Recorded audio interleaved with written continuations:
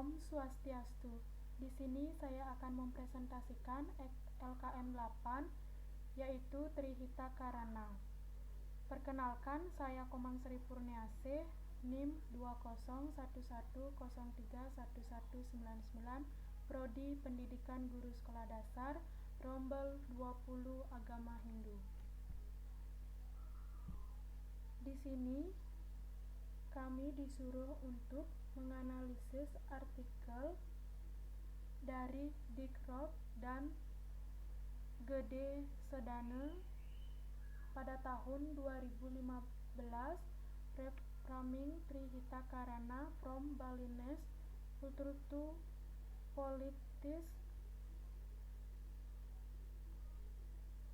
Adapun aspek permasalahan yaitu Trihita Karana sebagai ideologi, konsep ilmiah, dan konsep kebijakan di bidang pertanian, irigasi, dan pertanian subak.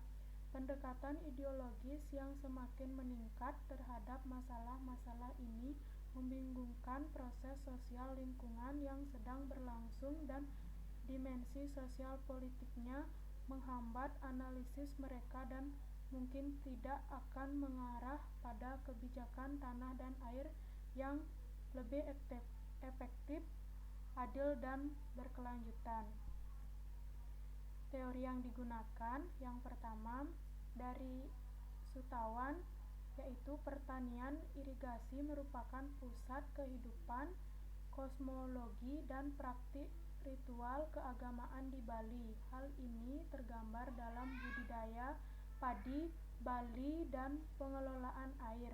Yang kedua dari Pinata, yaitu Trihita Karana sebagai kearifan lokal yang memungkinkan masyarakat Bali untuk hidup selaras dengan lingkungan, merevitalisasi budayanya.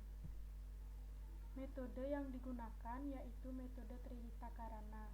Dengan Trihita Karana, dalam proses pembangunan subak berbasis tradisional, budaya, dan identitas Bali akan menyajikan subak sebagai benteng perjuangan budaya Bali melawan ancaman dari luar. Dengan merealisasikan ketiga bagian dari Trihita Karana sudah dapat menjalankan tujuan tersebut. Adapun dari tujuan-tujuan dari Trihita Karana yaitu yang pertama, parayangan, hubungan harmonis manusia dengan Tuhan. Yang kedua, pawongan, hubungan harmonis antar sesama manusia. Yang ketiga, palemahan, hubungan harmonis manusia dengan lingkungan. Hasil pembahasan 3 realisasi bagian Trihita Karana dalam sistem subak. Yang pertama, parayangan. Pendirian pura subak. Pura berada di tengah sawah dan selalu digunakan untuk melakukan kegiatan ritual yang dipimpin oleh pendeta khusus yang telah ditunjuk.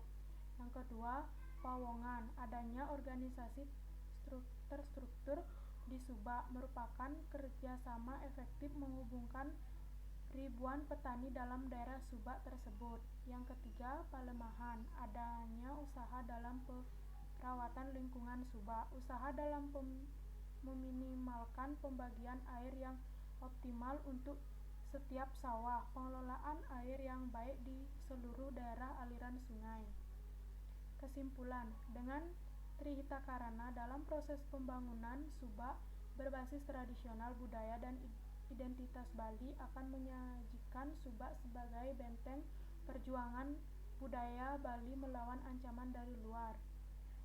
Pembenaran negara menyebutkan subak dan candi air sebagai percerminan Trihita Karana. Subak demokratis dan mandiri, fisik yang berbentuk kembali oleh ide-ide filosofis, dan jaringan candi sebagai pengelolaan teras pada skala daerah aliran sungai.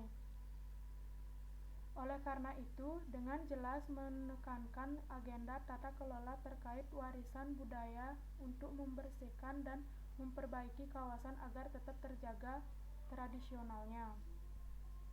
Sekian presentasi dari saya. Jika ada salah kata, mohon dimaafkan. Saya tutup dengan Paramasanti. Om Santi Santi Santi Om.